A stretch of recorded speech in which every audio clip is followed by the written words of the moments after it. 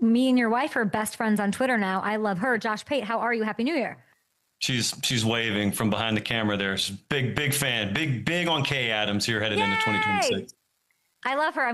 We have to book her to get on the show and get what's really going on with the future commish. But let's get to some of this. This is crazy. Miami, Ohio State, OSU. I saw you have them winning, but they could be on upset alert, huh? What is the biggest thing that could hold them back from repeating? I don't, I mean, look, the line on the game is like 9.5 to 10.5, depending on when you've looked at it this week. And I'm thinking to myself, normally when I see that, it's because some team has a big edge on the line of scrimmage or quarterback or both.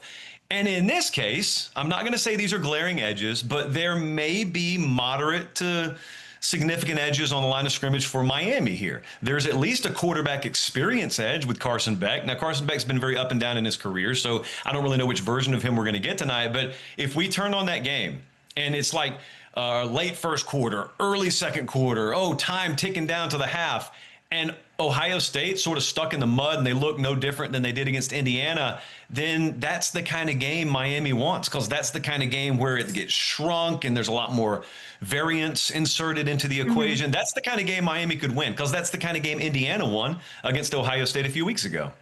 It's good logic from you. FanDuel, by the way, has a 30% PBT on any wager for this game tonight, as long as the pre-boosted odds are minus 200 or longer. So get over there. If you could throw that PBT on one prop, what is it? I've got it right here. Not on the back. Ignore all the stuff on the back. Okay. I would like you to give me, courtesy of FanDuel, Miami over 175 receiving yards. I don't believe the Carson Beck that we saw in what was basically a tropical storm in College Station is the same Carson Beck we're going to see in controlled, sterile, 0-mile-per-hour wind conditions tonight. I think he'll have a fair amount of success throwing the ball. We've seen him do it before. I do need someone other than Malachi Toney to step up and catch the ball for Miami, but that's for Mario Cristobal to figure out. I'm just the one placing the bet. What you said. I don't know what you're 175 receiving plus. I thought in your first answer you didn't like Carson Beck, but you do like him. You like him in a controlled setting that matters. The conditions, guys, go put that 30% PBT on that. Let's move on to the Rose Bowl. Alabama, Indiana. I remember from the preseason, from watching all your stuff on YouTube, you liked the Tide. You like them. I think you like them again here. We got two coaches that Rose Bowled themselves to the top of the sport. Who do you like? Who has an advantage coaching wise?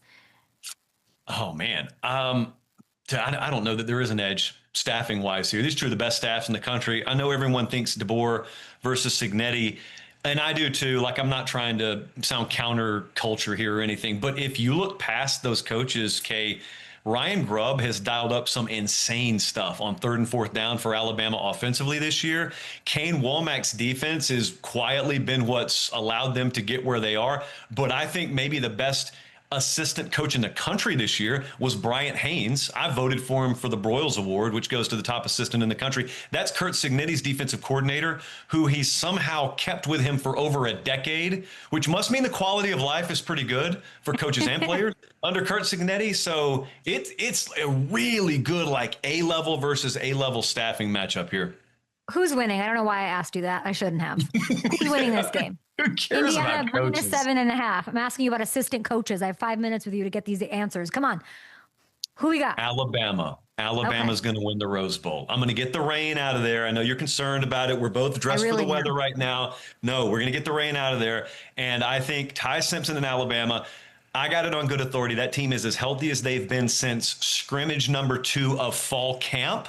So somehow they've gotten healthier as they've gotten later in the season. Center position being healthy is important there. Josh Cuevas at tight end being there. But they're getting LT Overton back, not from injury, but from a medical situation. That's their best defensive line guy. Indiana has lost their best defensive line guy. I think Alabama's going to play at the highest level you've seen them play since probably the Georgia game early in the year. And it may surprise some people, but if you know anything about the health of that team, I don't think it should be a shock. So Indiana's favored and should be. I think the version of Bama you're going to get does not look like the version that you saw in, let's say, the SEC championship game a few weeks ago.